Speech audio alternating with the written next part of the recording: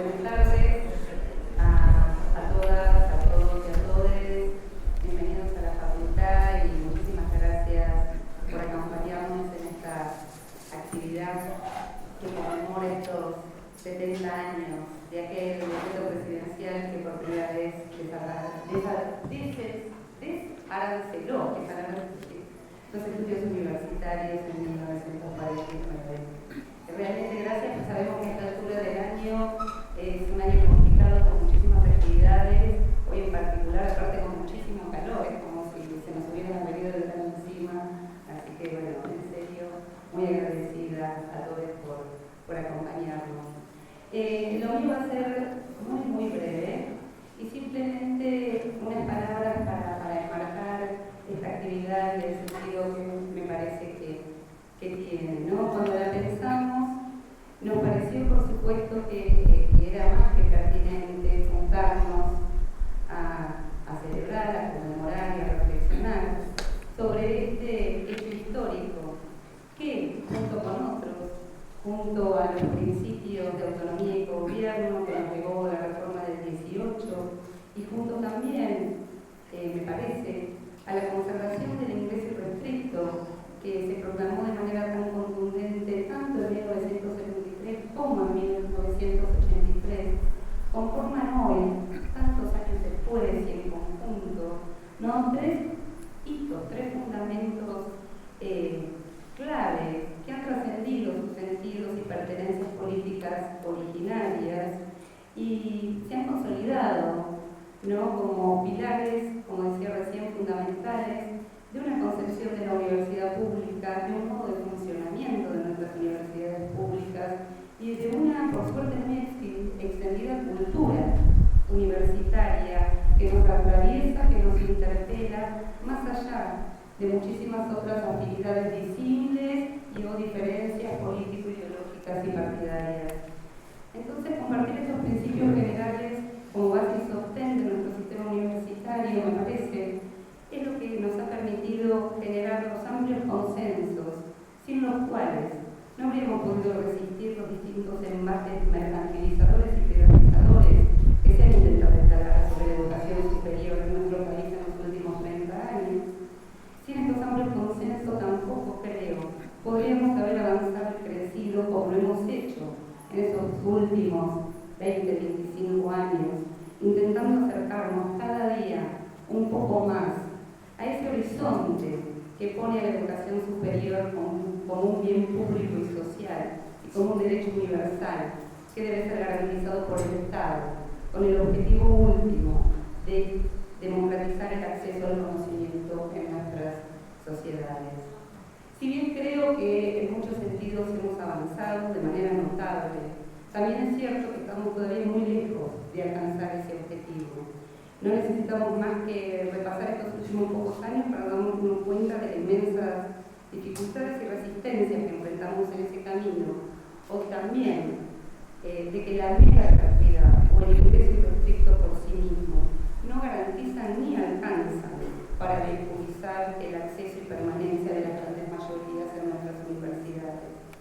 Por eso, así como el año pasado, un año de interesantísimos debates y reflexiones sobre los legados de la reforma del 18, este año, 2019, nos pareció que deberíamos darle también un lugar central a las reflexiones sobre este otro pilar de nuestra vida universitaria, que es la gratuidad, y habilitar entonces, a través de su conmemoración, una conversación sobre su sentido actual, su vigencia y sus múltiples y posibles resignificaciones en nuestro contexto contemporáneo y de cara a los desafíos que seguimos teniendo hacia el futuro.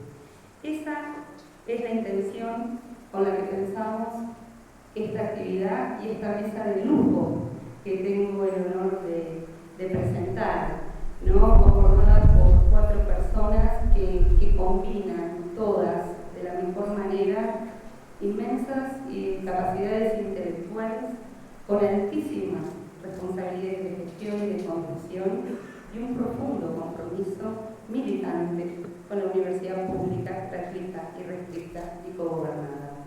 Me refiero, por supuesto, la voy a presentar porque es una formalidad, aunque no requiere presentación, a Gabriela Díquez, a quien le agradecemos muchísimo por haberse acercado, doctora en Ciencias de la Educación y actual rectora de la Universidad Nacional de General Sarmiento, a Yanine Sokolowski, profesora de Filosofía de esta casa y actual directora del Instituto de Estudios y Capacitación en IEF de la CONADU. Bueno, Aníbal Higuera, alguien conocido por todos nosotros, no sé por qué.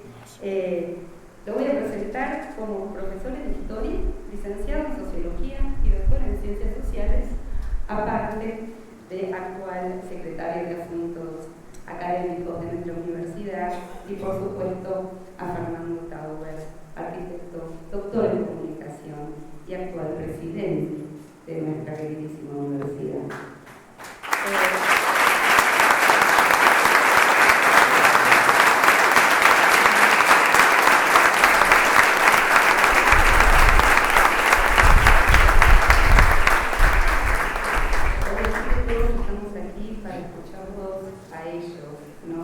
Pero antes de dar las palabras, les voy a robar solamente un minuto más para hacer una brevísima alusión al contexto político regional que estamos atravesando desde hace ya varios años, pero que ha adquirido en las últimas semanas un dinamismo vertiginoso en nuestra región.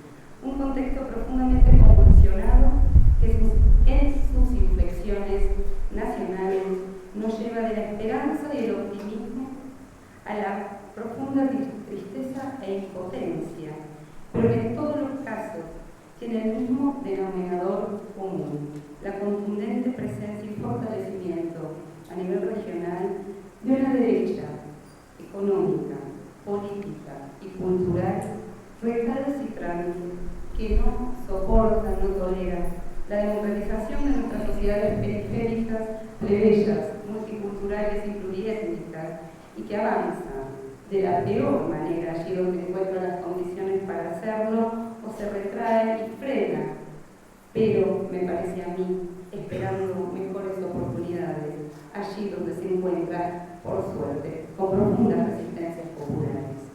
Por ello, en estos tiempos que son a la vez de grandes expectativas como de inmensas incertidumbres, me parece, se hace más urgente todavía que como universitarios que compartimos tantos valores y principios sustantivos, nos demos el tiempo y el espacio para juntarnos a conversar y reflexionar y seguir encontrando los amplios consensos necesarios para avanzar sobre los desafíos que tenemos por delante y profundizar la democratización de los estudios universitarios. No dudo que esta conversación que vamos a iniciar ahora nos servirá para iniciar ese camino. Muchísimas gracias.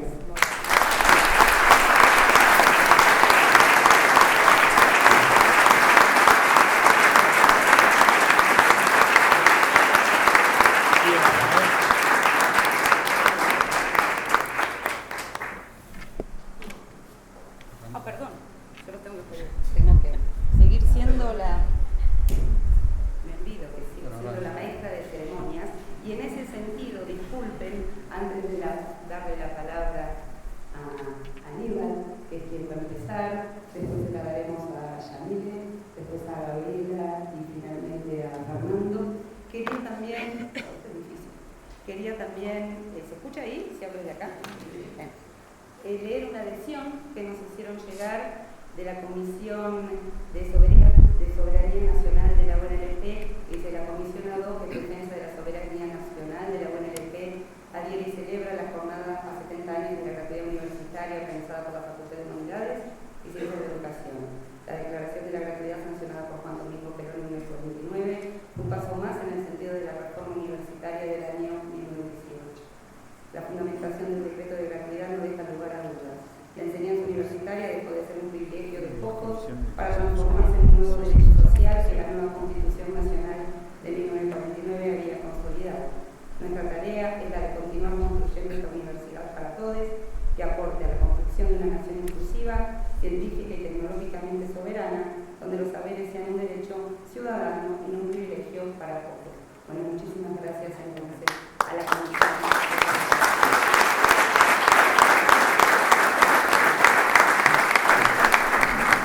Y ahora sí paso finalmente la palabra a Ana.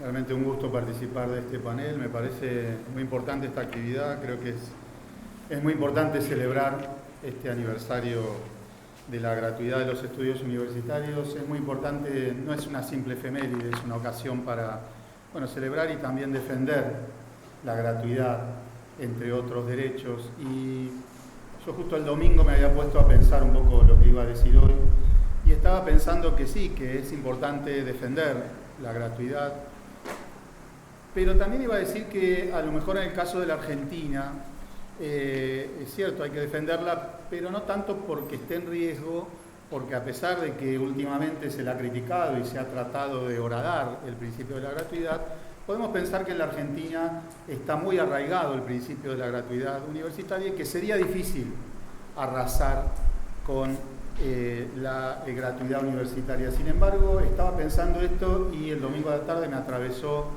profundamente el golpe de Estado en Bolivia y entonces dije, bueno, no, la verdad que todo lo que tiene que ver con derechos está profundamente amenazado en la región, en América Latina, está, cobrando una dimensión tremenda en el caso de Bolivia, pero está ahí presente, entonces pensé, no estaría bien poner el eje en que aquí tenemos justamente, al menos en algunos temas, una tradición de resistencia, de consolidación, que en otros países latinoamericanos no está presente, pero creo que pensado regionalmente y en conjunto, además pensada la gratuidad como parte de un espectro más amplio, su defensa es siempre un compromiso y una necesidad. Yo quería por eso centrar esta intervención en cuál me parece que es el significado profundo de la gratuidad de los estudios universitarios. En este sentido creo que hay una continuidad y una complementación acumulativa entre la reforma universitaria de 1918, el decreto que elimina el arancel de las universidades de Juan Domingo Perón en 1949, otro conjunto de políticas del peronismo y otras políticas posteriores que fueron ampliando las posibilidades de funcionamiento y de inclusión de las universidades públicas. Creo que por eso hoy podemos encontrar importantes convergencias entre la tradición reformista, la tradición peronista, las tradiciones de izquierda, más recientemente el feminismo, los movimientos de mujeres, para desde esa convergencia de tradiciones tener ciertos consensos fuertes respecto a lo que pensamos y lo que queremos de la universidad pública. En este sentido, podemos pensar, un poco lo decía Ana Julia, podemos pensar en la universidad pública como autónoma, gratuita, inclusiva, masiva, democrática, cogobernada, nacional, popular, feminista y por supuesto de calidad, porque la inclusión y la masividad sin calidad podrían ser un engaño, porque la calidad asimismo con masividad es posible y es necesaria, pero la calidad sin inclusión y sin todos estos componentes que acabo de mencionar, entre otros, no sería calidad.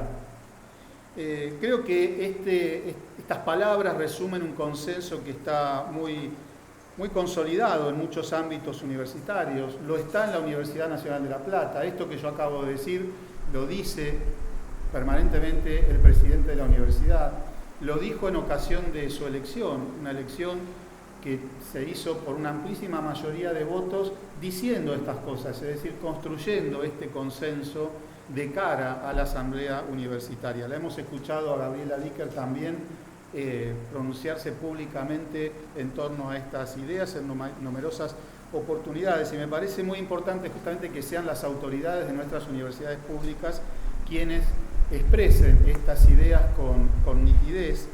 Me parece importante que al hacerlo expresen también acuerdos profundos entre todos los claustros que componen la universidad pública, más allá, por supuesto, de las necesarias y productivas diferencias y discusiones que podemos tener un montón de cuestiones, porque la discusión es también esencial a la vida universitaria. Dentro de este conjunto, entonces, de principios compartidos, la gratuidad es una dimensión clave, no es suficiente, se dijo, lo sabemos, y a eso me voy a referir también enseguida, pero es particularmente significativa, me parece. El decreto de Perón de 1949 asoció la gratuidad a la posibilidad de que las universidades pudieran llenarse de estudiantes provenientes de los sectores populares, de la clase obrera. Esta es una aspiración todavía no alcanzada, también lo sabemos, precisamente porque eso no se logra solamente con la gratuidad. Se cumplen entonces 70 años de esa decisión política, estos famosos 70 años de los que se ha hablado últimamente, bueno, en este caso se cumplen 70 años de esta decisión que se dio, precisamente se dio en el marco de un conjunto de derechos que fueron conquistados en los años del primer y segundo gobierno del peronismo, entre 1946 y 1955, que fueron derechos, muchos de ellos conquistados por primera vez para el conjunto de la sociedad, pero que tuvieron como denominador común el ampliar el acceso de los sectores populares a bienes, servicios, condiciones de vida y garantías que hasta ese momento existían para pocos. Me parece que es en este marco de los derechos sociales colectivos que radica el sentido profundo de la gratuidad, sus alcances y sus límites. Los derechos amplían las zonas de igualdad y redistribuyen poderes, y la ampliación de derechos, me parece, es entonces otro horizonte de consenso que podemos tomar como piso de valores políticos compartidos. En este sentido, celebrar y defender la gratuidad es inherente, como también se dijo, a pensar a la educación superior como derecho humano universal, como bien público, y pensar ese derecho también como parte de una mirada sobre el conjunto de la sociedad en términos de derechos. Lo opuesto a la gratuidad, y esto es obvio aunque a veces se pierde de vista, es incluso algo más profundo y abarcador que el arancelamiento. Es la mercantilización, eso es lo opuesto a la gratuidad. Si querés estudiar tenés que pagar, o como dice el título de un artículo de Pablo Semán y Nicolás Welsinger, si querés vida, comprala. Eso es la mercantilización, ese es otro consenso fuerte al que nos enfrentamos todo el tiempo.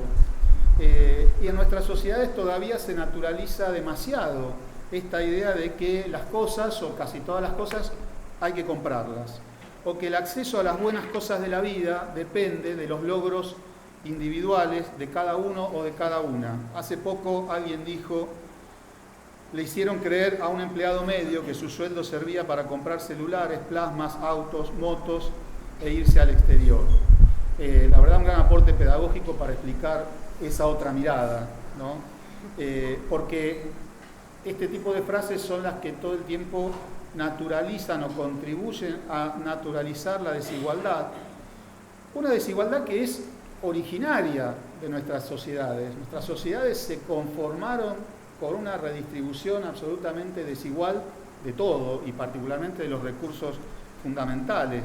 Justamente el aniversario de la gratuidad, que hace 70 años que hay gratuidad universitaria, nos recuerda eso, nos recuerda que las sociedades nuestras se conformaron sin derechos.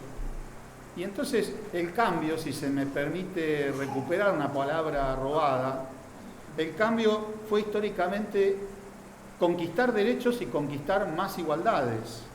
Me parece importante poner este énfasis en los derechos y pensarlos como la dimensión de lo que le vamos ganando a esa distribución originalmente desigual en el acceso a consumos, a bienes básicos como la educación y la salud, la vivienda, el ocio, la diversión, por citar solo algunas de las cosas para las que cabe pensar en un acceso igualitario. No es solamente pobreza cero, aunque hoy la pobreza obviamente es una prioridad.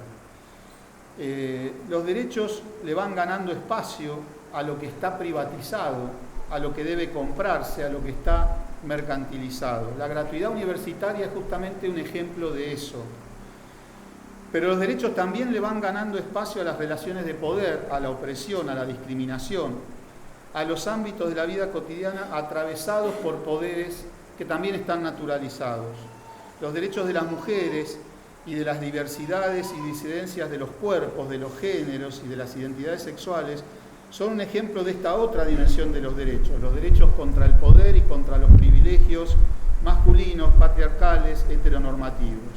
Los derechos laborales son también un ejemplo de espacios ganados a las decisiones unilaterales del poder económico respecto a las relaciones de trabajo, y en particular a las decisiones de ese poder económico que todo el tiempo pretenden subordinar las condiciones laborales a la ganancia individual de quienes están en condiciones estructurales de obtenerlo. Los derechos ambientales también pueden ser pensados en esta clave de arrancarle zonas de acción y de poder al lucro privado. Incluso la perspectiva de derechos es clave, y eso lo sabemos, lo estamos viendo claramente una vez más, no solamente en la Argentina, es clave en la discusión respecto al funcionamiento de la economía. ¿Son los derechos un problema, como postula sin querer queriendo el neoliberalismo, o son el punto de partida ineludible de la solución? Este horizonte de derechos es, por supuesto, polémico, puede ser para algunos insuficiente y para otros claramente es exagerado en términos de cómo pensar la sociedad que queremos. Yo creo que al menos en el ámbito de la universidad pública es, como decía, un piso posible de consenso, sin que eso elimine las discusiones sobre sus alcances, sino los modos de transitar hacia ese horizonte más igualitario. Podría ser una afirmación polémica, la asumo como tal, y agregar que al menos en una medida muy importante los derechos conquistados son precisamente eso, conquistas, y que no deberían ponerse en discusión. Esto es lo polémico. Estamos dispuestos a discutir todo, pero ¿hasta dónde se ponen en discusión los derechos? O por lo menos es legítimo defenderlos como inalienables. La propia Revolución Francesa y el liberalismo del siglo XIX postularon esto para los derechos humanos, y de derechos humanos estamos hablando. Los derechos podemos pensarlos en el buen sentido como un camino de ida, de ellos no se vuelve. Y digo esto a propósito también, entre otras cosas, porque hace poco leí un artículo periodístico donde se acusaba a la universidad de no querer discutir sus dogmas. Y entre esos dogmas estaban la gratuidad y el ingreso irrestricto. Además se decía ahí que esos supuestos dogmas atrasan y que al no discutirlos, la universidad se resiste al cambio, es conservadora.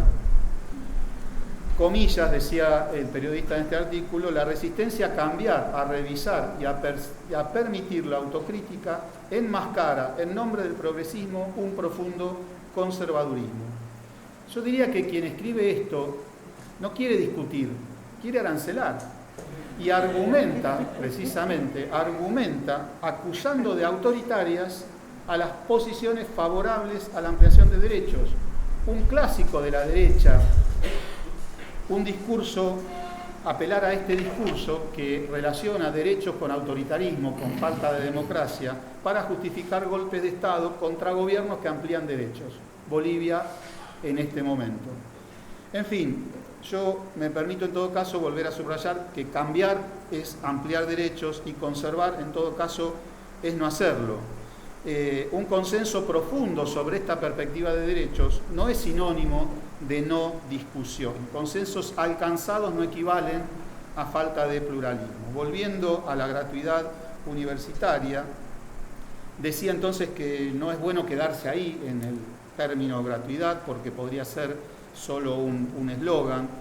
La gratuidad supone la responsabilidad del Estado en el sostenimiento de la educación superior y no se trata solo de sostenerla, se trata de garantizar las mejores condiciones posibles para su funcionamiento, en términos de infraestructura, por ejemplo, pero también en términos de mejores sueldos y mejores condiciones laborales de docentes y no docentes, porque podríamos tener gratuidad a costa de bajos salarios o en edificios inadecuados, como nos ha pasado y como en parte seguimos teniendo.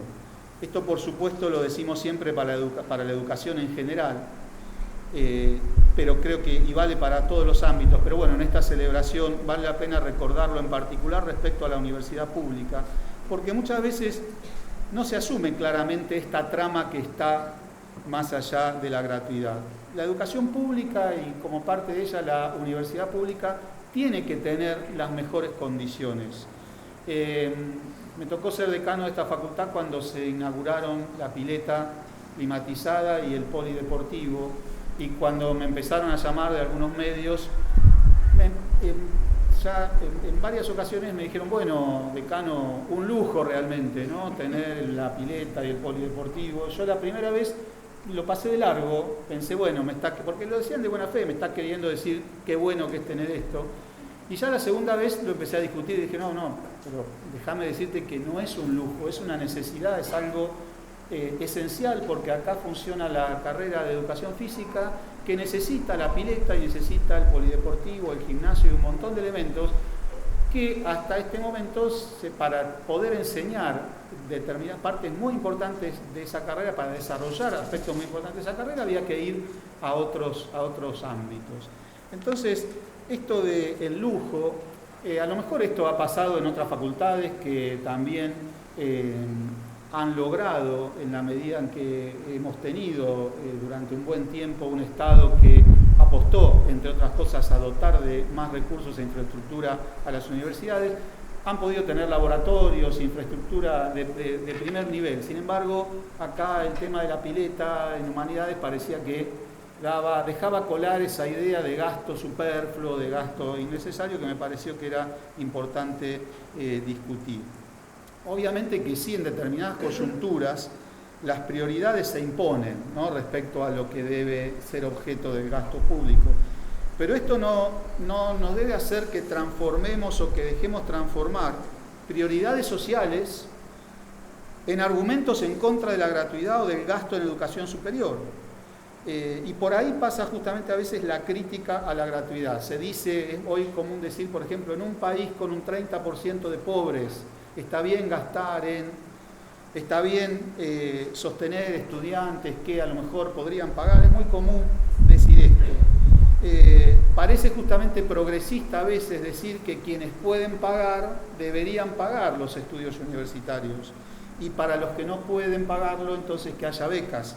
Suena progresista, pero no lo es, y hay que por ahí defender la gratuidad y defender los derechos tiene que ver con también poder discutir estos argumentos, porque sabemos en primer lugar que esa mirada, cuando se pone en práctica, da lugar a profundas desigualdades. Tenemos el modelo a la vista, el modelo chileno haciéndose pedazos a la vista, poniendo esto en evidencia como nunca antes. Pero sobre todo lo importante es que esa mirada, el que puede pagar que pague, otra vez nos saca de la perspectiva de derechos y nos pone en la zona conceptual del mercado. También se dice, por ejemplo, que podrían los graduados, una vez que se reciben, pagar un impuesto, o sea, un poco que nos tenemos que pagar las cosas entre nosotros y nosotras. Es la sociedad la que financia a unos pocos que estudian y encima muchos no egresan, ¿no? Esa mirada de la eficiencia.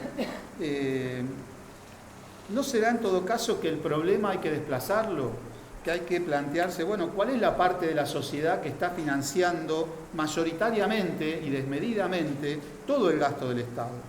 Y que la discusión en todo caso debería desplazarse a ver quiénes deberían pagar qué impuestos y en qué medida.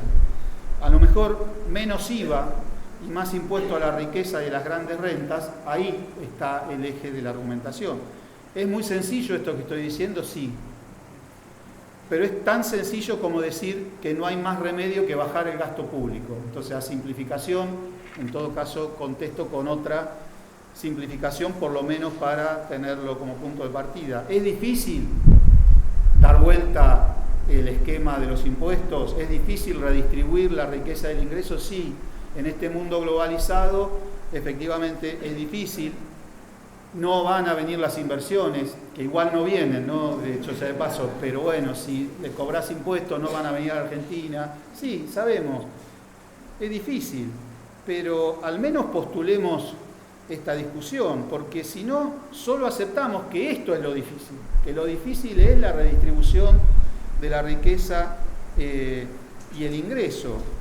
Y entonces lo único posible y lo aparentemente fácil sería recortar el gasto público, arancelar la universidad, privatizar la salud, reducir las jubilaciones. Bueno, en Chile esto hoy no estaría siendo fácil. Esto, reducir el gasto, arancelar, hoy no estaría siendo fácil en Chile, con lo cual a lo mejor la discusión hay que sostenerla.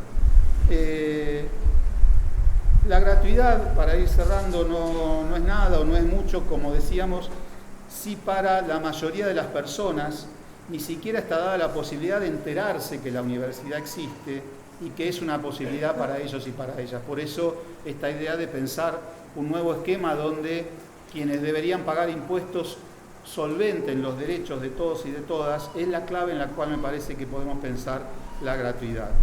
Y porque la inclusión individual tampoco es el objetivo central, aunque uno se emociona, por supuesto, en las universidades del conurbano, esto por ahí es más notorio cuando aparecen los primeros graduados y las primeras graduadas, la primera generación de universitarios. Claro que eso conmueve y no se puede discutir esa emoción, sin embargo, no es eso lo único ni lo fundamental. Estamos hablando de avanzar en derechos colectivos y avanzar en igualación de posiciones, no en caminos individuales para estar mejor.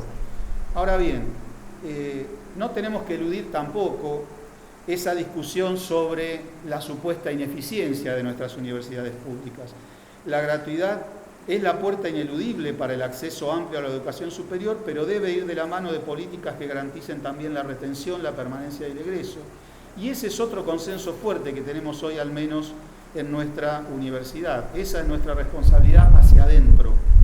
Intervenir con políticas de bienestar y particularmente también con políticas académicas para lograr mayores niveles de rendimiento académico, de permanencia y de egreso. Estamos trabajando, unos cuantos que estamos aquí obsesivamente en esa dirección, y lo hacemos no por una cuestión de eficiencia del gasto, lo hacemos porque tenemos que hacernos cargo de la responsabilidad de garantizar plenamente ese derecho a la universidad pública. Para terminar entonces, creo que la gratuidad pensada como derecho no obliga a nadie a devolver nada. Ese es otro eslogan, no hay que devolverle a la sociedad, no es una cuestión de obligar a devolver, es una cuestión de convicción política.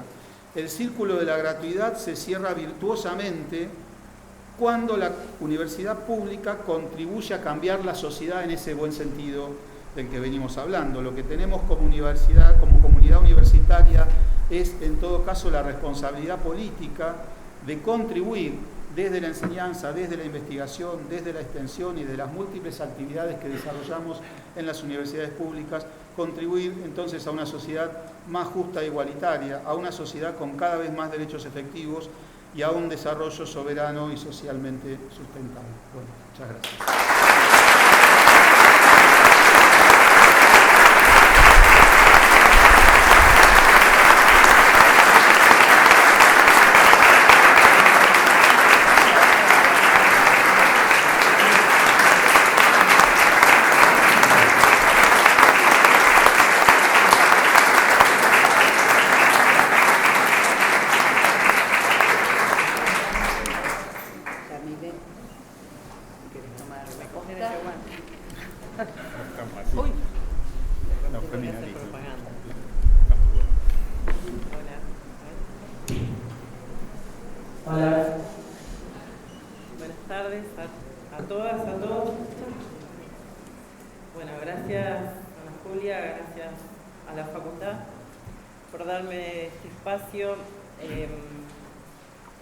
Bueno, es una alegría poder estar compartiendo este panel y en estos días también es particularmente emocionante para mí.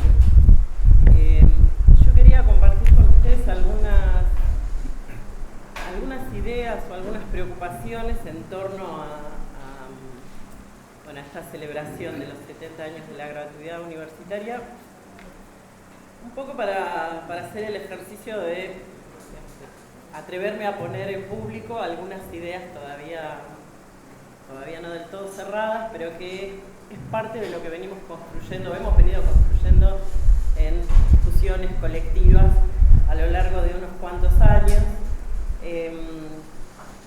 y que me parece que es necesario pensar, ¿no? En este momento, para pensar un poco en torno a la idea de la gratuidad de una manera que no sea reiterativa de cosas que hemos estado diciendo en el último tiempo y que también nos sea complaciente con nuestro propio mundo universitario. En estos días, Ana Julia ponía, y Aníbal también, el panorama de nuestra América Latina, y creo que todas y todos sabemos aquí que en unos cuantos países de nuestra región las universidades no han acompañado a los gobiernos populares que nos encontramos reivindicando, defendiendo en este momento, y nos hemos encontrado también en nuestro propio país, en este sistema universitario público que defendemos y reivindicamos, también con infinidad de situaciones donde los obstáculos a la democratización universitaria y a la garantía del derecho a la universidad no se encontraban siempre afuera, sino también se encontraban dentro de la propia dinámica universitaria y sus actores y actrices. Entonces, estaba pensando que en esta celebración de la gratuidad universitaria, claramente, bueno, también lo planteaba Aníbal, cuando hablamos de la gratuidad no hablamos estrictamente de la gratuidad, sino que este es un significante que nos remite hoy a una cierta idea de universidad y a esta idea de un derecho a la universidad que, bueno, de alguna manera ha cobrado fuerza enunciativa, declarativa, con aquella conferencia regional de educación superior de Cartagena de Indias del 2008 y que Eduardo Rinesi sintetizó bajo este nombre de la universidad, del derecho a la universidad, no solamente como un derecho personal ligado al acceso y la graduación en la educación superior, sino como un derecho colectivo, como nos gusta decir, un derecho de nuestros pueblos a que la universidad se inscriba de una manera constructiva y comprometida en los procesos de democratización de nuestras sociedades de diversas maneras. Esta idea de una universidad plebeya, que nos gusta llamar plebeya y que claramente se contrapone con una cierta idea oligárquica y elitista de la universidad y por lo tanto que contradice un mandato fundacional de las universidades en el mundo. Esta idea de universidad es una idea que no es una idea construida en un gabinete, es una idea que se gesta a lo largo del proceso histórico y cuya enunciación requiere probablemente un cierto ejercicio genealógico que creo que está en construcción y creo que tal vez podamos plantear algunas cuestiones que podría hasta ser oportuno que esta facultad tome como temas de investigación posible.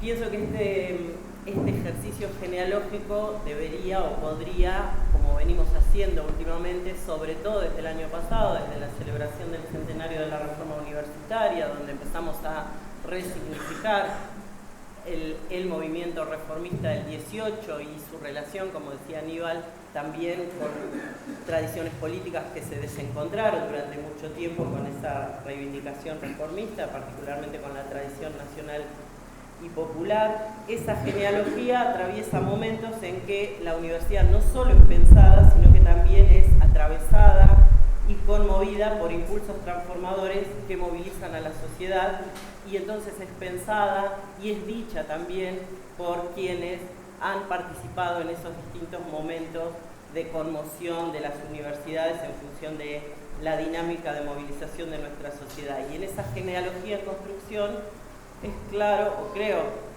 que es claro, que probablemente el punto de partida no sea estrictamente el 49, el decreto de la gratuidad universitaria, sino que, en algún sentido podemos remontarnos a la reforma del 18, particularmente en la medida en que en la reforma del 18 había el postulado de ese compromiso que se expresa en la idea de que no hay reforma universitaria sin reforma social, mientras que otros elementos de la reforma universitaria, incluso la reivindicación del cogobierno, podrían haberse mantenido o tal vez contenían una ambigüedad que incluso permitía o pudo hacer posible una reconstitución de una cierta corporación académica bajo el principio de una democracia universitaria aún restringida precisamente por las determinaciones sociales que constituían ese demos universitario, y es por eso que el 49 es decisivo en la conformación de esa genealogía de una universidad plebeya. Un momento histórico, el del 49, que no representa solamente el no arancelamiento, sino también un momento donde hay una perspectiva efectiva de movilidad social ascendente, pero más que eso todavía, una visión política respecto de el reconocimiento del valor y de la existencia de algo así como una inteligencia colectiva que debía ser puesta al servicio de una perspectiva de desarrollo de la sociedad. En esa genealogía posible, propuesta, incompleta e inconclusa, entonces pensamos la reforma del 18, pensamos el 49, creo que tenemos que pensar un poco más la década del 60 y el 70 y el proceso en el que los universitarios y las universitarias se encuentran con el movimiento popular en el lugar de los proscriptos, en el lugar de los perseguidos, y desde ahí puede producirse una configuración política de características novedosas y que algunos han empezado a explorar más claramente en los últimos años. Creo que todavía hay que pensar un poco más cómo incide el 49 en esa década del 60 y el 70, cómo incide esa reconfiguración de la población universitaria en la posibilidad de que ese encuentro haya empezado a producirse en esas décadas.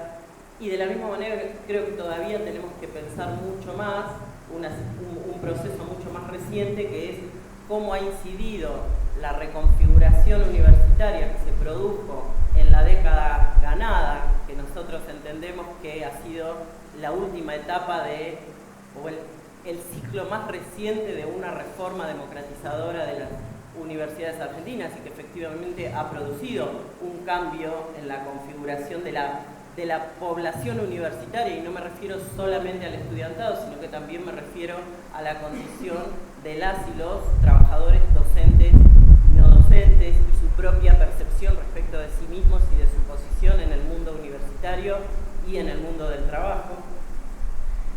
Creo que ese proceso ha existido y es lo que se manifestó en la situación que todos vivimos, de la que fuimos protagonistas en estos 4 años, pero muy especialmente en el año 2018, con las movilizaciones más masivas que haya vivido el mundo universitario, con una característica peculiar que no me canso de subrayar, y es que esa movilización universitaria, simbolizada en los abrazos a las universidades, que fueron el estado de movilización que después confluyó en la gran movilización del 30 de agosto, los abrazos a las universidades representaron una universidad abrazada no solamente por las y los universitarios, una universidad abrazada por las comunidades, donde las universidades lograron tener un modo de inscripción diferente al que habían tenido en toda su historia anterior. Lo vimos muy claramente en las universidades del conurbano, pero no solamente en las universidades del conurbano de más reciente creación,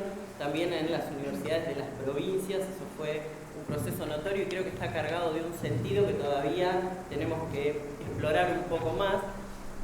Y creo que eso también forma parte de esta genealogía que nos puede permitir pensar cómo se ha ido configurando esta idea hoy, esta idea de una universidad plebeya.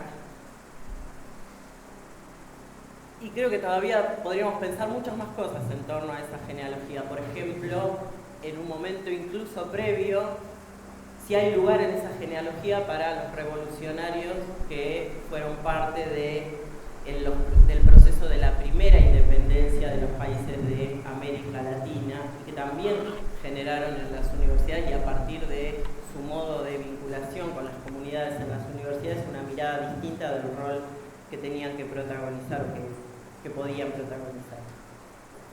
Creo que sería interesante pensar esa genealogía o ver en esa genealogía el proceso contradictorio de constitución de un sujete político universitario. ¿Y por qué me preocupa eso? Voy a tratar de ser ahora muy breve. no quisiera dejar de decir que estoy pensando todas esas cosas porque hemos estado compartiendo espacios de debate, no solamente con Gabriela Dicker, con Eduardo Rinesi, sino porque hay algunas aproximaciones que me parecen sumamente interesantes a esta perspectiva sobre la universidad, como la de Francisco Tete Romero, o la de Nicolás Dipp, que estuvo estudiando el proceso de peronización de la Universidad de Buenos Aires en la década del 70, o algunas cuestiones que nos planteaba hace muy pocos días Adriana Puigros, y que nos convocaban a mirar esta cuestión del sujeto, los procesos de constitución del sujeto o de los sujetos universitarios. ¿Por qué me preocupa eso? Porque si yo hubiera empezado hablando, como vengo hablando últimamente, de la cuestión de en distintas ocasiones, del tema de el derecho a la universidad, como la primera cuestión a la que me remite inmediatamente, el tema de la gratuidad universitaria, y de los temas inmediatamente, o que se nos aparecen como inmediatamente ligados a la cuestión de cómo garantizamos el derecho a la universidad, hubiera hablado de un conjunto de cuestiones de las que hemos hablado en distintas ocasiones, ligadas al tema de la enseñanza, sobre todo de la producción de conocimiento, y no digo investigación, sino de la producción de conocimiento en nuestras universidades, la cuestión de las vinculaciones que constituyen a la universidad y dónde se producen los procesos de enseñanza y de producción de conocimiento en nuestras universidades, y hubiera estado planteando la cuestión de los obstáculos que hemos encontrado cuando nos hemos puesto a pensar, tanto en un contexto desfavorable como el de los últimos 4 años, como en el periodo anterior, cómo avanzábamos para resolver tareas pendientes en ese sentido, y hubiéramos pensado entonces en una cantidad de cuestiones que están ligadas, y es importante verlas, a la persistencia de una concepción elitizante de la universidad, pero también al avance de las tendencias de privatización y mercantilización en la educación en general y en el mundo universitario en particular, y atentaría contra mi propia tarea si dijera que eso no es importante. Acabamos de publicar un primer informe de investigación sobre las tendencias de privatización y mercantilización en la educación superior en América Latina, que incluye también un capítulo sobre Argentina. Hay muchas cosas para mirar ahí, para no relajarnos en la convicción de que tenemos un sistema universitario público fuerte y que socialmente goza de una altísima valoración. Pero me parece que hay algo más para pensar, porque efectivamente hemos encontrado una cantidad de obstáculos importantes, los seguimos encontrando y los vamos a volver a encontrar, y tenemos que encontrar la manera de empezar a resolver, empezar a desatar algunos de esos nudos que están como oscuramente detrás de algo que llamamos la cultura académica. Bueno, no alcanza, tenemos que hacerlo, por supuesto, pero no alcanza con pensar los mejores dispositivos, no alcanza con pensar los mejores programas. También tenemos que contribuir a producir una transformación radical de la cultura que anida en nuestras propias universidades y que se constituye dentro de las universidades públicas como un obstáculo para su democratización, como un obstáculo para la afirmación, la realización de esto que entendemos que es un derecho. Entonces, creo que para entender en qué condiciones estamos, para entender cómo podemos avanzar en ese proceso, para saber con quiénes podemos avanzar en ese proceso, también es necesario entender cómo se han ido configurando en nuestras universidades subjetividades disciplinadas e indiferentes, y cómo se han ido configurando también al mismo tiempo y contradictoriamente subjetividades comprometidas y, si quieren, rebeldes a esa situación. Me parece que es importante que pensemos que esta universidad popular y plebeya que reivindicamos es una universidad que se ha configurado en una disputa que también es una disputa interna por su propio sentido. Entonces, tenemos enormes desafíos que tienen que ver con la posibilidad de avanzar en una reforma o en un nuevo ciclo de reforma, que es una reforma pedagógica, que tiene que ser una reforma de los modos de producción y circulación de conocimiento, que tiene que ser una reforma de las prácticas y procesos de evaluación académica, que tiene que ser una reforma de la organización, del modo en que se organiza el trabajo académico, que tiene que ser una reforma que piense una rearticulación del sistema, no solamente al interior del mundo universitario, sino con el conjunto de las instituciones y organizaciones de nuestra sociedad. Tiene que ser una reforma que también pueda abordar la cuestión de las condiciones para la toma de decisiones en nuestras universidades y en relación con nuestras universidades, y por lo tanto que discuta cómo se constituyen las dinámicas de concentración y de distribución del poder académico, del poder en nuestras propias universidades. Y entonces la reforma universitaria esa reforma universitaria, así entendida, es una tarea profundamente política. Una reforma universitaria, democrática, que se piense en clave emancipatoria, requiere un sujeto colectivo que proyecte una voluntad de transformación social por sobre los límites que parece imponer el estado de cosas dominante. Por eso la reforma universitaria es una acción política. Y en un contexto, incluso en un contexto de urgencias materiales a resolver indudables, me parece que es importante también no descuidar esta dimensión ideológica y política que tiene la batalla que tenemos por delante. En este momento de América Latina y en este momento en nuestro propio país, hay que poder dar al mismo tiempo esta batalla por las condiciones y el modo de producción de la propia vida, pero también por nuestra capacidad colectiva de imaginar y construir solidariamente una América Latina y un mundo sin opresión, sin explotación, sin racismo y sin dominación patriarcal.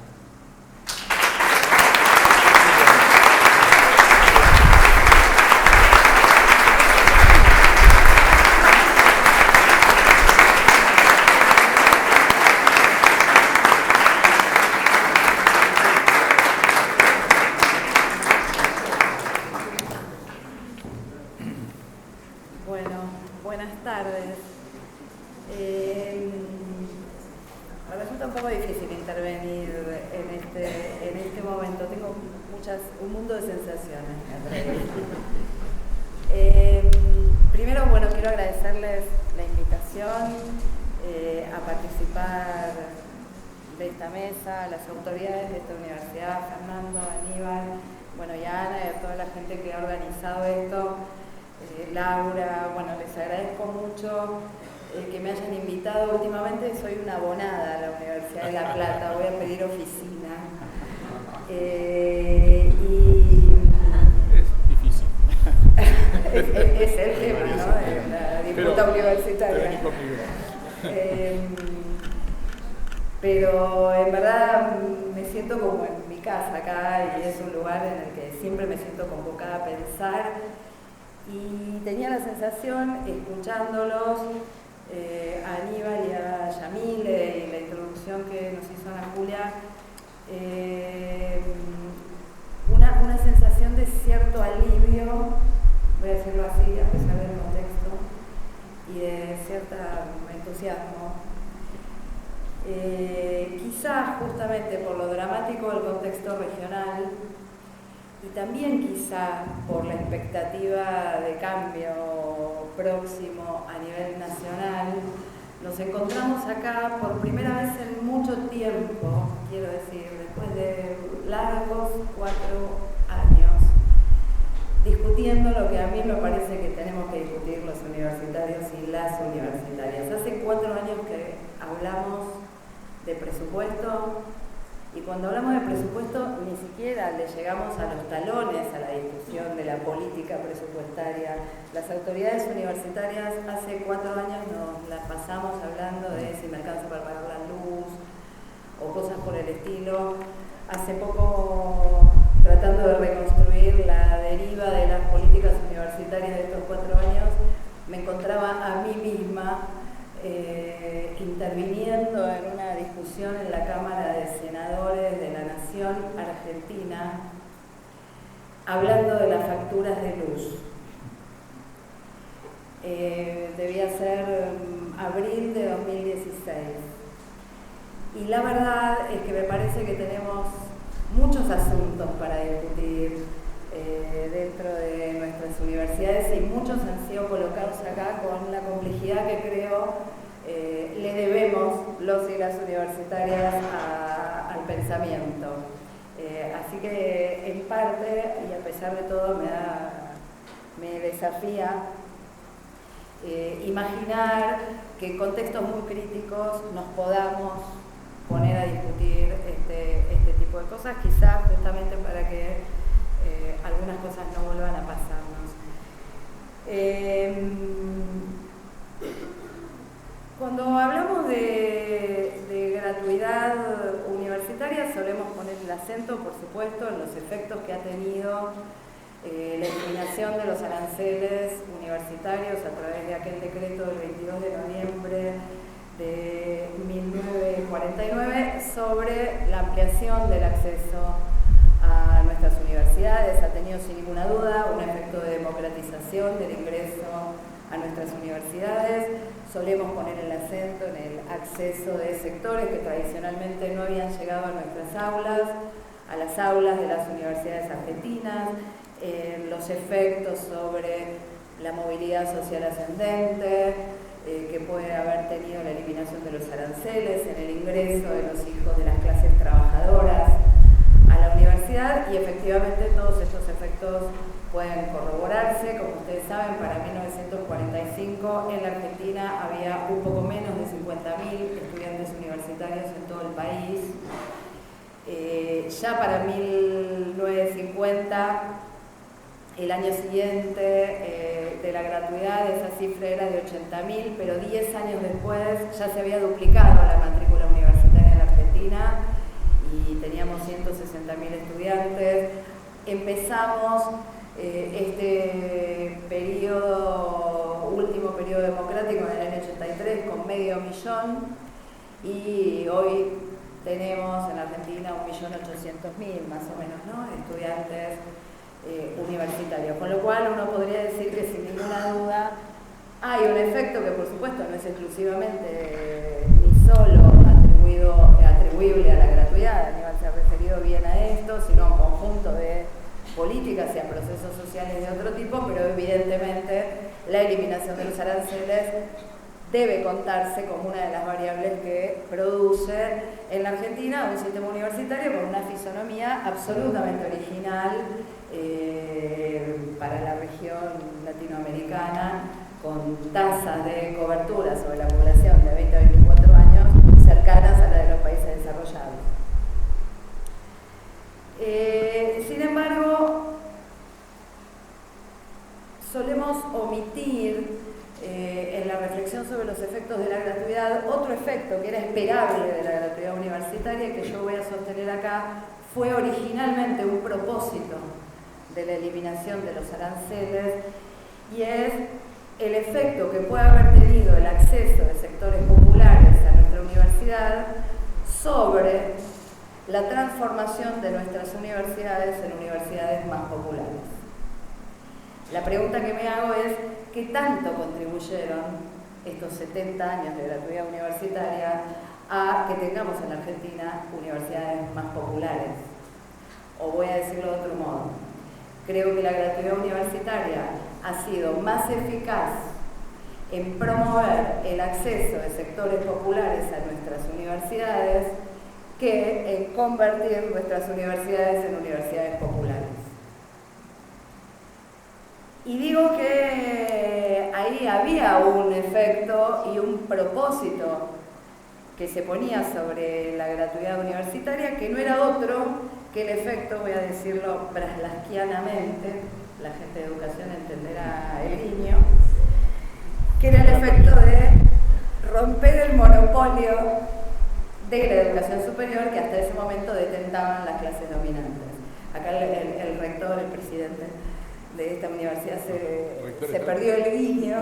Estoy aludiendo a un concepto que usaba Cecilia Breslavsky en la década del 80 y todos los que nos formamos con ella usamos, que era pensar toda la historia de la educación en Occidente como una larga historia de la lucha por romper el monopolio de la educación que detentaban las clases dominantes, ¿no? Y había algo de este propósito que estaba presente en la afirmación de los aranceles, y cuando decimos romper el monopolio, decimos con eso romper con una mirada hegemónica sobre el mundo, decimos promover una disputa, una tensión, una pelea por acumular autoridad para decir lo que es verdadero y lo que es falso. Decimos el efecto de conmover formas hegemónicas de hacer ciencia, de llevar adelante el ejercicio de nuestras profesiones, un modo de entrar a las universidades para disputar la palabra y la capacidad de intervención sobre el mundo y poner esta capacidad de intervención sobre el mundo al servicio de los intereses de los sectores populares. Digo que esto era un propósito porque lo decía Perón. Y quiero decir que nunca he citado tanto al general Perón como este año. Tengo algunos colegas, yo no vengo de esta tradición, algunos compañeros que me dicen, nunca te habíamos escuchado tantas veces mencionar a Perón, pero no decía Perón. Y me resultó interesante esta pequeña genealogía a la que me llevó a mí, usando los términos de Yamile este año. Perón decía, recordarán esta frase muy conocida, la conquista más grande de la gratuidad fue que la universidad se llenó de hijos de obreros. Pero no decía solamente eso. Decía, fue que la universidad se llenó de hijos de obreros donde antes estaba solamente la oligarquía. Pusimos hijos de obreros ahí donde antes el monopolio lo tenía la oligarquía. Si recordamos a Eva, a quien sí he leído muchísimo más a lo largo de mi vida, Eva decía, el general Perón ha querido que todos los obreros y todos los descamisados de la patria lleguen a la universidad en iguales condiciones que los que ellos llamaban clases dirigentes, que nos habían llevado a la entrega del país y a subalternizar los valores espirituales de la patria y a trabajar para 100 familias privilegiadas para llenar las bolsas de los señores de Wall Street. ¿No? Ahí donde estaban todos esos, pusimos, el general Perón, decía Eva, quiso poner a los hijos de los trabajadores. Para traer acá también una pequeña grajea de mi propia tradición política, tampoco quiero dejar de recordar acá que algunos años antes del 49 ya se refería a este mismo propósito el gran intelectual marxista latinoamericano que era Aníbal Ponce. Aníbal Ponce, en un discurso sobre la Universidad Libre que da en el año 1935, en ocasión del aniversario número 17 de la reforma universitaria, lo da frente a la Federación Universitaria de Córdoba, Aníbal Ponce dice lo siguiente: ¿cómo alzar el edificio de la universidad futura en esta sociedad actual que detiene el avance de las técnicas, que niega a las masas estudiantiles el derecho a la cultura, que las rechaza de plano bajo el pretexto del examen de ingreso, que las persigue con aranceles monstruosos, que alarga innecesariamente los estudios, todo eso para impedir que salga de manos de la burguesía el monopolio de la cultura y de las ciencias? Mucho más recientemente, recordarán en el discurso que dio Lula en la sede de su sindicato antes de acatar la orden de detención que lo mantuvo preso hasta hace poco, Lula decía en ese discurso: soñé que era posible tomar a los estudiantes de la periferia y ponerlos en las mejores universidades del país, para que no sigamos teniendo jueces y fiscales solo de la élite. De aquí a poco vamos a tener jueces y fiscales nacidos en las favelas, decía Lula. Van a ser, por supuesto, esos jueces y fiscales los que van a poder sostener y llevar adelante una justicia que no falle solo en favor de los poderosos. Ese efecto es también algo que debemos pensar como un propósito perseguido por la eliminación de los aranceles universitarios. Entonces la pregunta desde esta perspectiva es: ¿qué tanto logramos algo de esto? que tanto logramos efectivamente conmover ese monopolio gracias al acceso de los sectores populares a nuestras universidades, porque está claro que la gratuidad no representa solo un paso más hacia la democratización o la ampliación de derechos individuales, esto lo hemos dicho todos, sino que desde esta perspectiva, y así es como quisiera aquí reivindicar la gratuidad, es una política de disputa, expresa una disputa, expresa una lucha, y es una lucha no por acceder al mismo bien que hasta ahora tienen unos pocos, no es una lucha para que se distribuya más aquello que monopolizaba un sector privilegiado, sino que es una lucha por modificar eso que se distribuye.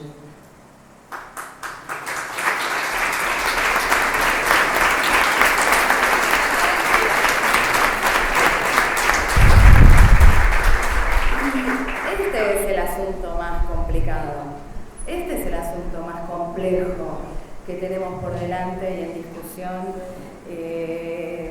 las y los universitarios, porque solemos pensar la democratización en términos exclusivamente distributivos. Y Yamil le trajo algo de esta discusión. No lo podemos seguir pensando solo como ampliación. Queremos más de lo mismo para sectores cada vez más amplios.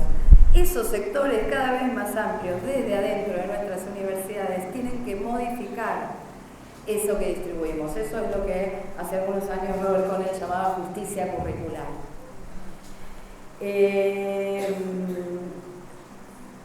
Porque se trata justamente de alterar y de trastocar, de transformar la educación universitaria y volverla en favor de los intereses populares, es que, a mi juicio, ha habido tantos avances y retrocesos en la gratuidad universitaria en la Argentina, porque tampoco podemos olvidar que la gratuidad universitaria en la Argentina tuvo retrocesos en estos 70 años, retrocesos, por supuesto, en algunos casos en el marco de gobiernos dictatoriales, como es el caso de la Ley Orgánica del 67, que vuelve a arancelar las universidades, arancelamiento que vuelve a ser eliminado en el 74 con la Ley Tayana, que vuelve a ser reinstalado con la dictadura militar en 1980 y que finalmente es derogado en 1984, pero que, no debemos olvidar, vuelve a ser habilitado en 1995 con una ley de educación superior y estuvo vigente esa habilitación hasta 2015. Entonces, es cierto que llevamos 70 años de gratuidad universitaria y podemos decir, como dice Aníbal, aunque el contexto nos hace pensar que nada es para siempre, pero podríamos decir que es un valor afianzado en la sociedad argentina y forma parte de nuestra cultura, pero no debemos olvidar que hasta hace muy pocos años, y gracias a una reforma de la Ley de Educación Superior, que por supuesto fue trasnochada y apurada, es que se elimina definitivamente de nuestra legislación vigente la posibilidad de arancelar estudios de grado en la Argentina. Arancelamiento que siguió vigente hasta entonces. Entonces, decía, creo que es el sentido más profundo de los efectos que se espera provoque la gratuidad universitaria lo que explica estos avances y estos retrocesos, y que entonces de lo que se trata es de volver a pensar, volver a poner sobre la mesa de qué hablamos cuando hablamos de una universidad popular. Y una universidad popular no es una universidad a la que ingresan sectores populares.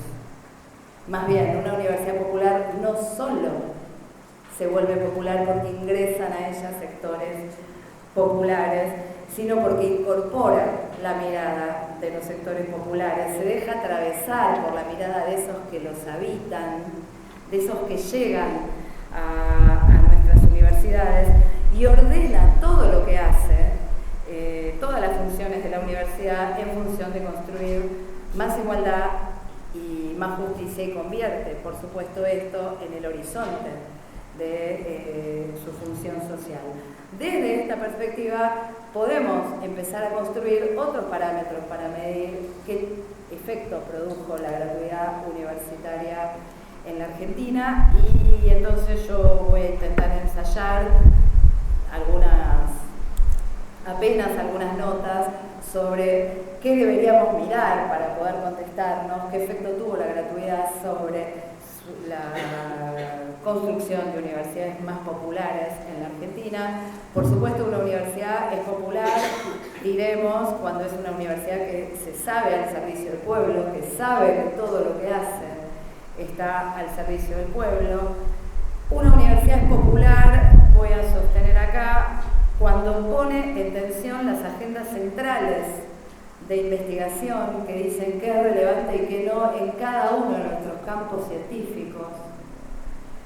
Una universidad popular es una universidad que forma profesionales que saben a qué intereses responden, y tenemos un mundo para trabajar en relación con esto. Yo decía el otro día, hay algunas cosas que no nos podemos seguir permitiendo en la Argentina. Decimos por un lado neoliberalismo nunca más, pero formamos en nuestras universidades públicas a los economistas ortodoxos que sostienen estos modelos como modelos de desarrollo. Y lo hacemos en las universidades públicas.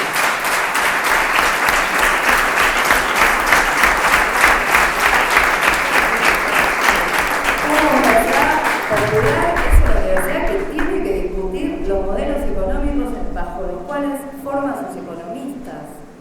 Lo digo desde una universidad, por supuesto, que es la Universidad General Sarmiento, que desde su creación hizo de la heterodoxia económica una bandera que atraviesa sus carreras de grado, de posgrado, su investigación, etc.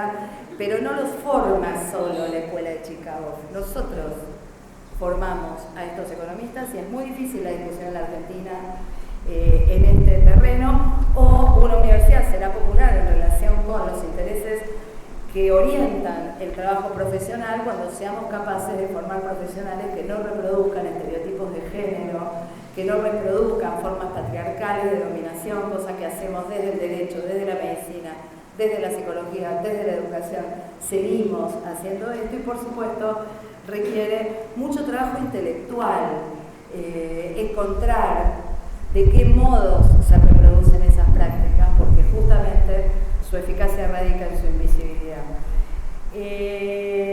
También sabemos que una universidad será popular cuando no resigne el rigor, la calidad, decía Aníbal, el rigor que tiene que orientar todo lo que hacemos, sino que sale a disputar las reglas que determinan qué conocimiento es válido y qué conocimiento no, qué reglas son rigurosas y cuáles no. Esas también son reglas que tenemos que salir a discutir, no para no tener ninguna, sino para construir otras.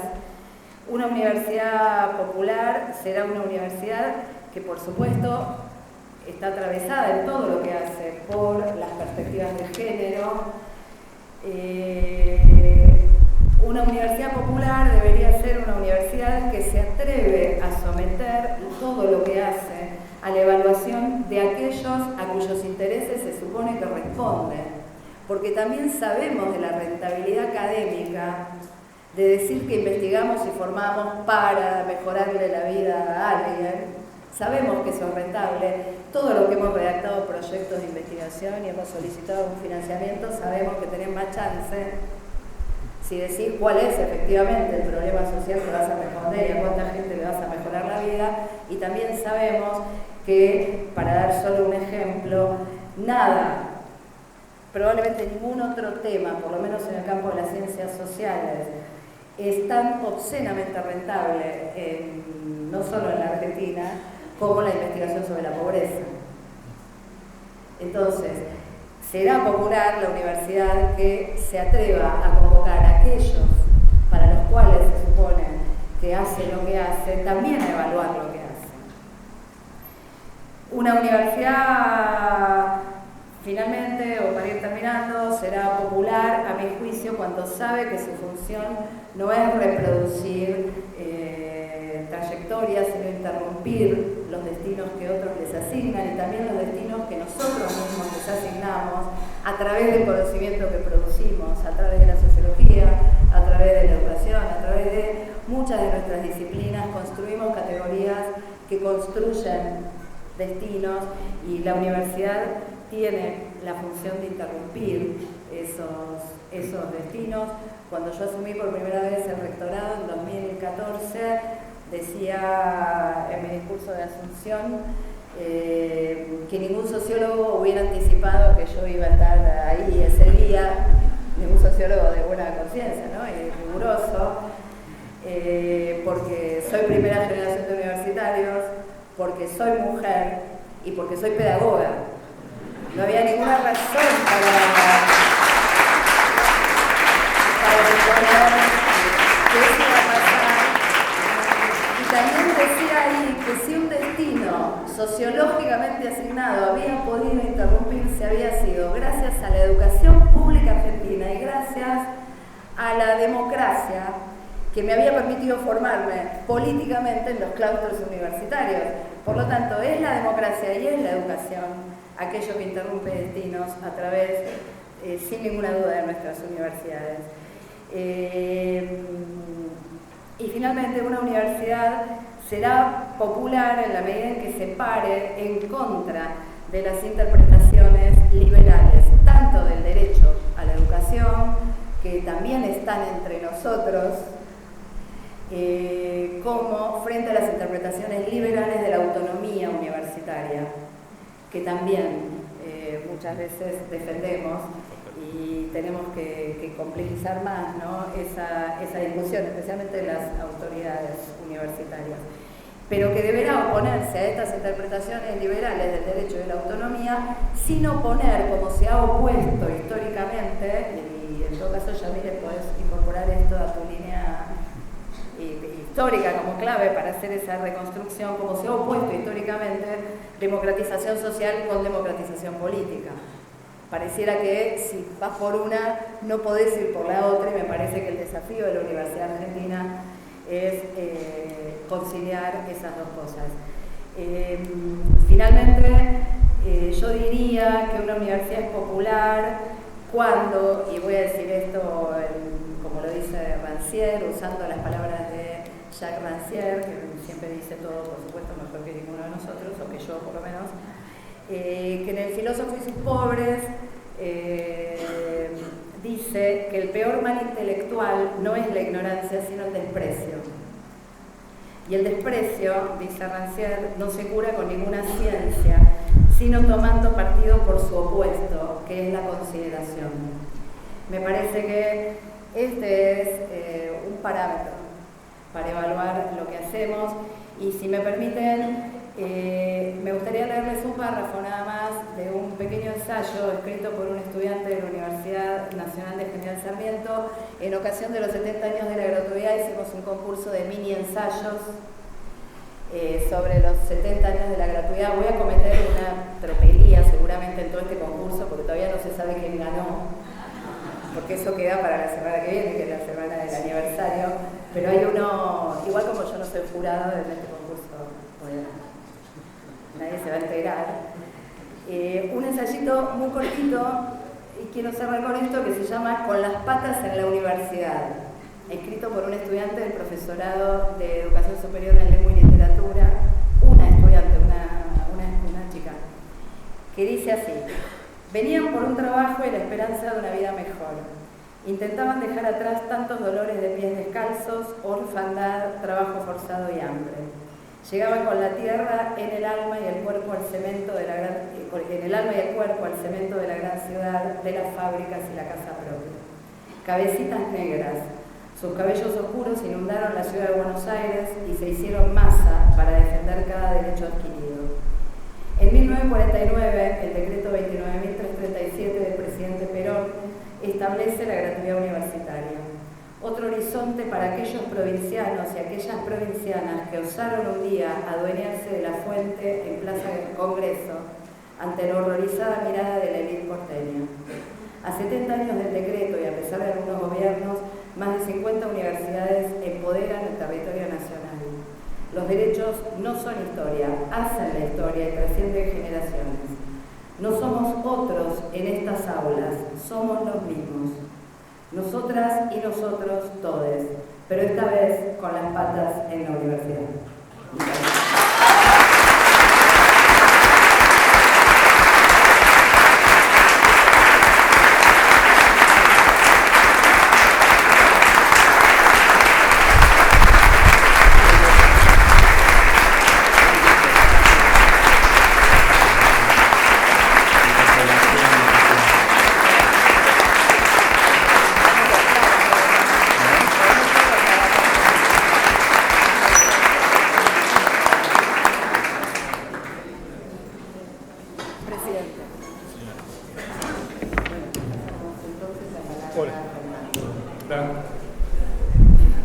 Quiero decirte, Gabriela, que yo conozco a esa piba, así que ahora le llamo y le digo que ya ganó el concurso. Lo votamos todos nosotros. No, mentira, pero qué vigente, ¿no? Y qué vigente que es esa permanencia en la mirada fresca de nuestros estudiantes, que son los que han modelado y siguen modelando y corriendo los límites en la construcción de nuestra universidad pública y popular, con todo lo que nos interpela, esa característica y esa condición. Yo creo que el decreto de Perón se constituye en un terrible capital simbólico, que eso es lo que hace que hoy lo estemos rememorando. Y coincido con Aníbal, no es una celebración en particular, pero es un mojón de nuestra historia y de decisiones políticas que han ido consolidando una condición que tiene un antes, un muy antes, y tiene un después y un muy después, que es el que tenemos que construir. Y en el muy antes se empieza a notar, ya se empieza a notar ese espíritu de nuestro país de pensar que el conocimiento era la oportunidad. Y como hoy interpretamos el decreto de Perón y el sinsentido de hablar de gratuidad como en realidad hablar de inclusión, que de eso estamos hablando, de inclusión, esa es nuestra primera palabra. En el siglo XIX apareció la ley 1420, 1884, y los mojones de distinción de una ley en una sociedad confusa, difícil de identificar y darle un correlato en nuestra época, pero que él definía a la educación primaria como laica, obligatoria y gratuita. Y después la secundaria. Yo le diría a ese periodista que creo saber quién es, como tantas cosas que uno cree saber,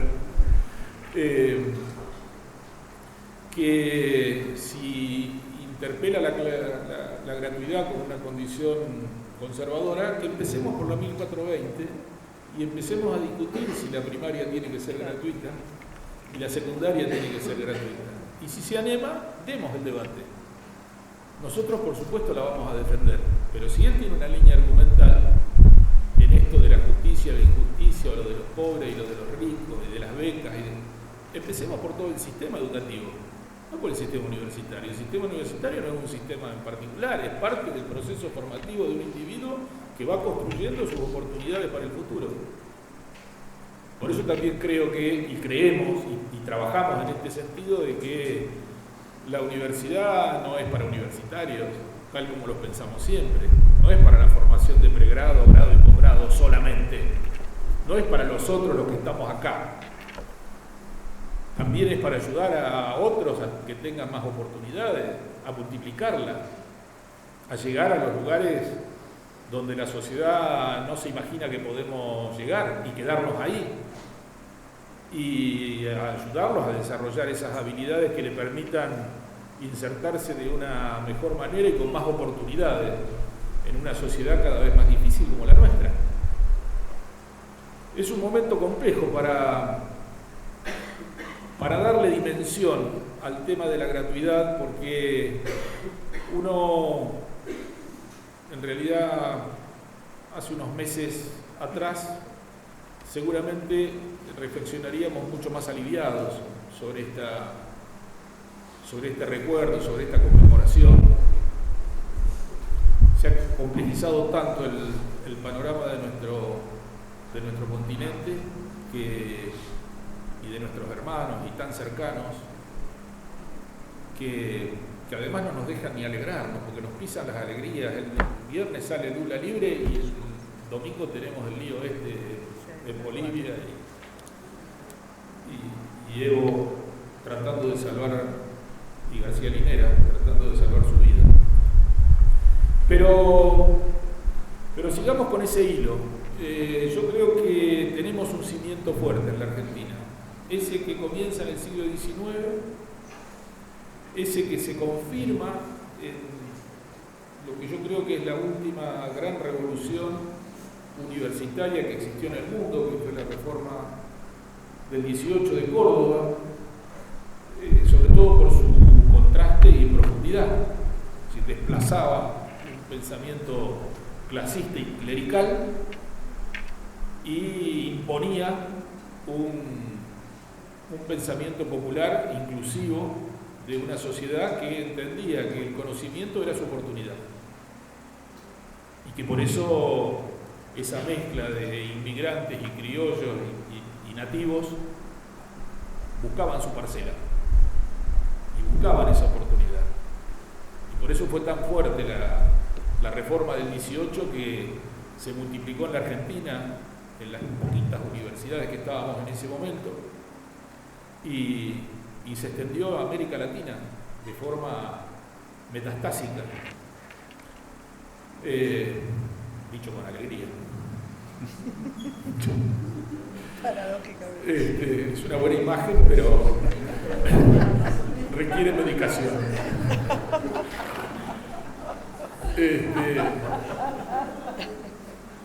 Pero es interesante que nuestros pibes del 18 hayan pensado que la autonomía, el cogobierno, la libertad de cátedra, el acceso por concurso, la gratuidad, el ingreso irrestricto, la extensión universitaria, el entender que la universidad es el ámbito natural de debate de los temas que les preocupan a nuestra sociedad, eso lo pensaron los chicos. La política los defendió, el momento los ayudó, pero esto lo pensaron los estudiantes. Y esa es una forma que son aquellos que estaban construyendo su futuro y que estaban buscando cuáles eran las ventanas de oportunidades y estaban modelando una universidad, un modelo de universidad, una idea de universidad. Nos pasaron muchas cosas durante todo el siglo, porque Yamile hablaba de, bueno, la década del 70, la década del 60, del 70, todo eso fue horrible para nosotros, fue horrible. El onganiato.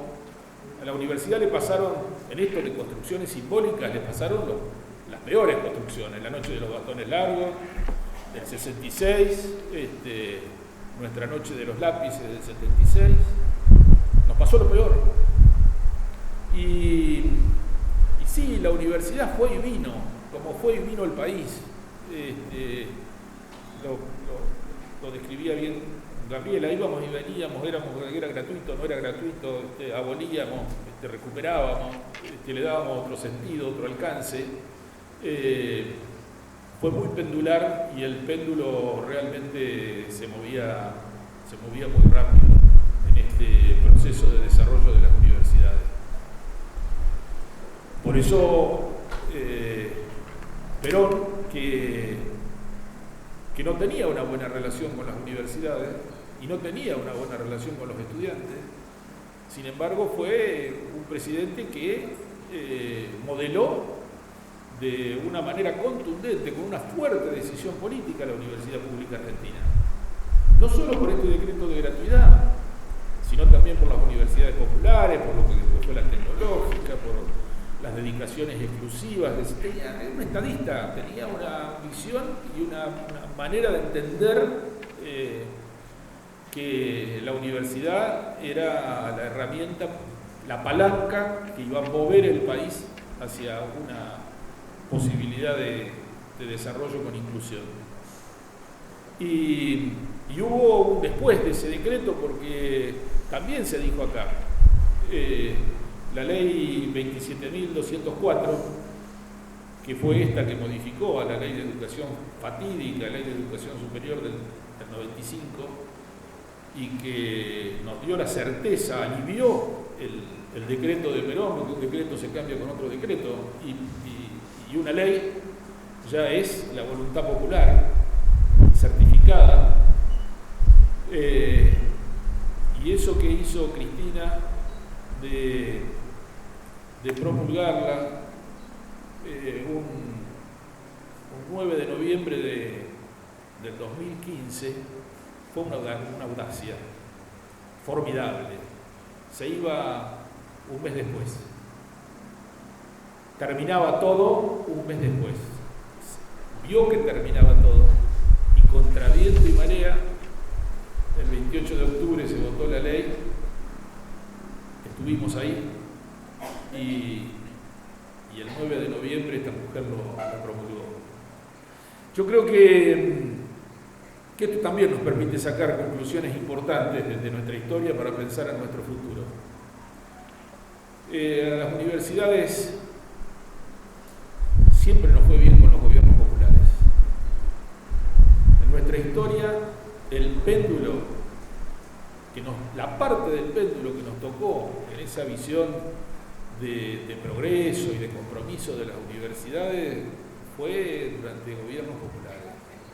La reforma del 18 se sostuvo porque Irigoyen la sostuvo. Si no había un respaldo muy fuerte del gobierno nacional, los pibes de Córdoba no aguantaban contra esa patria clerical conservadora de Córdoba. Y fue por más, porque el 19 nacionalizó la Universidad del Litoral y en el 21 la de Tucumán. Fueron decisiones valientes, había que entender qué significaba la universidad en un país sin universidades. Teníamos 5 universidades, con estas 2 provinciales que se nacionalizaron. Perón hizo lo que hizo. Toleró esa condición de confrontación permanente y de interpelación, de cuestionamiento permanente que nacía desde las universidades y, contra viento y marea, terminó de saldar un proceso que ya había empezado y que no terminaba de redondearse, y había que construir el símbolo con ese decreto y dar definitivamente de baja los aranceles de la educación universitaria, de la educación superior en general. Alfonsín, con la normalización, que fue cuando empezamos a respirar, no porque empezáramos a estar mejor, empezamos a respirar porque hubo una refundación del pensamiento universitario como pensamiento popular, una idea de que la universidad pública tenía un sentido, que trascendía la formación de profesionales, que tenía que ver con ese compromiso con el desarrollo soberano, con la construcción de soberanía a partir del conocimiento. Y por supuesto Néstor y Cristina, que es lo que nos ha tocado como generaciones, intergeneraciones, vivir juntos. Yo me acuerdo de la de Irigoyen, porque soy de esa época, pero ustedes hacía rato que no nos iba bien. Y hubo que construirlo también, porque aprovechamos la oportunidad y nos permitió reflexionar, tener respiro para reflexionar en que, bueno, había que terminar con todas las asignaturas pendientes para que la universidad estuviera en condiciones de ser útil, y nos dio la base para poder pensar hoy que tenemos que bajar la lista de los pedidos y hacer crecer la lista de aquellas cosas en las que la universidad puede aportar para que este país crezca libre, fuerte y soberano. Me parece que este es un momento para dar. Por supuesto, siempre vamos a estar insatisfechos de lo que necesitamos porque necesitamos para poder dar. Pero estamos en otra condición. Los que hemos envejecido con este último tramo del proceso y y hemos vivido y hemos venido a la universidad desde las épocas de la represión, de las épocas más oscuras, la hemos visto crecer a la universidad pública, nuestra universidad en particular. Vos sabés que cuando empezó en 1897, nosotros empezamos como provinciales, en 1897 eran 47 alumnos. Era un desastre la universidad. Dardo Rocha no daba en la tecla. Cuando González la nacionaliza en 1905, éramos algo así como 470. Hoy, entre trabajadores y estudiantes, somos 180.000.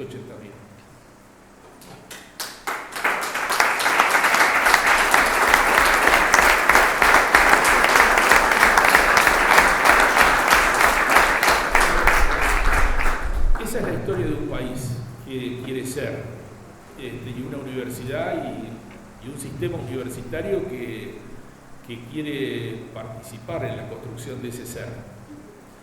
Me parece que está muy bien nuestra historia y está muy bien esto de las condiciones de memoria, verdad y justicia que tanto acuñamos en universidades como la nuestra, que hemos dado casi 1000 muertos y desaparecidos en los momentos más oscuros, y los que somos,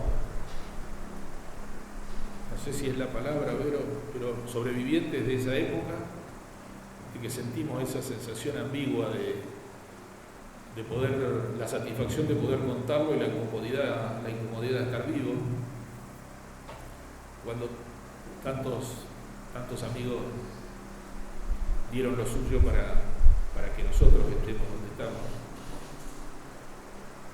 Está muy bien que todo eso haya pasado si, bueno, cuando reconocemos estas fechas que nos conmueven y que vale la pena recordar, pensamos en clave de futuro y en clave de compromiso.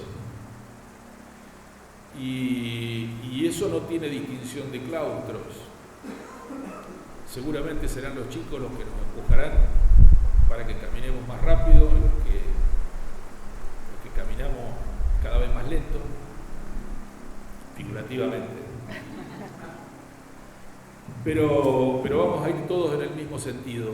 Parece que es la oportunidad de participar en la construcción del país. Y para eso hay que pensar una segunda reforma universitaria. Una que por supuesto tenga en sus prioridades fundamentales las políticas académicas, científicas y extensionistas. Por supuesto, esa es la base de nuestro modelo. Ahora, no es suficiente. Primero hay que pensarlas con muchísimo más rigor, no desde el privilegio, sino desde el sacrificio. Esto que estamos transformando de una universidad de 8 meses de calendario académico a una universidad de 11 meses. En esto de abrir las oportunidades a nuestros estudiantes para que puedan cursar en el verano y acortar el tiempo de aquellos que quieran aprovechar la oportunidad, acortar el tiempo de su carrera y que puedan también cursar en las vacaciones de invierno y que puedan tener tutores y que puedan tener profesores que los ayuden a preparar los exámenes en forma gratuita. Bueno, toda esa condición es fundamental, no es suficiente. No es suficiente tener una ciencia que produzca cada vez más paper y que nos distinga en el concierto mundial y, como universidad de referencia en las distintas ramas del conocimiento, como universidad compleja que somos. No es suficiente. Hoy la agenda científica tiene que converger con la agenda social. No porque tenga que desaparecer la investigación básica, sino porque hay una agenda suprema, que es esta de las políticas que nos marcan y que compartimos. La del hambre, la de los medicamentos, la de la energía, la del agua, la del aire, la del medio ambiente. Nosotros no podemos tener eso como parte de un listado, tienen que ser nuestras prioridades. La ciencia en nuestra universidad tiene que ser una ciencia comprometida. y también combatir dentro del sistema, porque es cierto lo que dice Gabriela, que a pesar de que construimos un discurso en ese sentido, todavía tenemos una carrera de científico que premia los papers y no premia las patentes. Todavía tenemos un sistema científico que no tiene diseñada la carrera de tecnólogo. Todavía tenemos un sistema que evalúa a los tecnólogos. Los evaluadores de los tecnólogos son investigadores de investigación básica. Los investigan desde otra mirada del sistema. Con lo cual no tenemos política. No estamos teniendo política.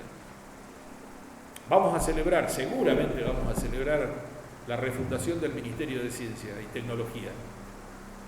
Pero tenemos que ser capaces de aportar con nuestro ejemplo en esta dirección que haga que aquellos que permanecemos en la universidad, que hacemos de la universidad pública una forma de vida, tengamos esa posibilidad de comprometer todo nuestro esfuerzo en el proceso de desarrollo nacional. Por eso no alcanza la extensión tampoco en esto de la visión solidaria, y estoy de acuerdo, todo lo que se acerque a la misericordia es quizá lo que más nos insulta en esta condición de diferencia entre los privilegiados y los sufrientes.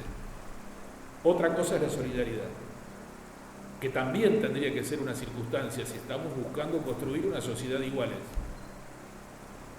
La solidaridad es para la transición. Tenemos que llegar a un punto. Y en esto la universidad necesita una extensión diferente, muy comprometida con el otro, muy comprometida con el otro y con el colectivo de los otros en esto de construirle oportunidades. Podemos ayudarlo, podemos acudir en la emergencia, en el hambre, pero fundamentalmente le tenemos que dar herramientas para que pueda progresar, para que tenga las mismas oportunidades que nosotros, que sí somos privilegiados por estar en la universidad pública. Por eso creo que en la agenda de una segunda reforma universitaria, el trabajo y la producción son pilares y valores tan importantes como la enseñanza, la investigación y la extensión. Por eso creo en una universidad muchísimo más ancha de la que tenemos, en donde toda la sociedad está incluida. Y si el individuo no tiene, nuestro vecino, nuestro compañero, no tiene oportunidades en la sociedad, bueno, todo será universidad. Nos haremos cargo, como ahora empezamos a construir esta fábrica de alimentos. Bueno, hay una emergencia, la universidad va a salir ahí. Creo que esta ha sido una universidad sensible para recuperar sus derechos, como decían los pibes del 18, ¿no? Un derecho más, una vergüenza menos. Los dolores que nos quedan son las libertades que nos faltan. Bueno, estamos acuñando ese capital simbólico tan imprescindible para poder entender que en el futuro hay cosas que todavía no nos imaginamos y nos tenemos que imaginar.